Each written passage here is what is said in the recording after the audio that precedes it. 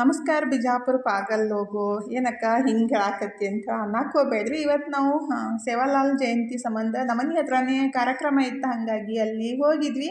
Live ಒಳಗೆ ಬಂದುಬಿಟ್ಟು ಬಾಗೇಶ್ವರ ಧಾಮ ಸ್ವಾಮೀಜಿ ಆ ಥರ ಹೇಳಾಕತ್ತಿದ್ರು. ಅಂದ್ರೆ ಅವ್ರ ಸಲಂದ ನಾವು ಬೆಳಗ್ಗೆಯಿಂದನೂ ವೇಟ್ ಮಾಡಾಕತ್ತಿದ್ವಿ. ಅಂದರೆ ಯಾವಾಗಲೂ ರೀಲ್ ಒಳಗೆ ನೋಡ್ತಿದ್ವಿ ಇನ್ಸ್ಟಾಗ್ರಾಮ್ ಅದೊಳಗೆ, ಹಾಗಾಗಿ ಇವತ್ತು ರಿಯಲ್ ಆಗಿ ನೋಡೋಣ ಅಂತೇಳಿ ನಾವು ಜಲ್ದಿನೇ ಹೋಗಿ ವೇಟ್ ಮಾಡಾಕತ್ತಿದ್ವಿ. ಅಂದರೆ 1 ಗಂಟೆಗೆ ಬರ್ತಾರೋ 2 ಗಂಟೆಗೆ ಬರ್ತಾರಂತ ಹೇಳ್ತಾನೆ ಇದ್ರು. ಏನೋ ಇಶ್ಯೂಸ್ ಆಗಿಬಿಟ್ಟು ಬರಲಿಲ್ಲ ರೀ, 2 ಗಂಟೆಗೆ ಬರಂಗಿಲ್ಲ ಅಂತ ಹೇಳ್ಬಿಟ್ರು. ಹಾಗಾಗಿ ಬೇಜಾರೂ ಆಯಿತು. ಹಾಗಾಗಿ ಲೈವ್ ಒಳಗೆ ಬಂದುಬಿಟ್ಟು ಬಿಜಾಪುರ ಪಾಗಲ್ ಹೋಗೋ ಅಂತ ಸ್ವಲ್ಪ ಪ್ರವಚನ ಹೇಳಿದ್ರು.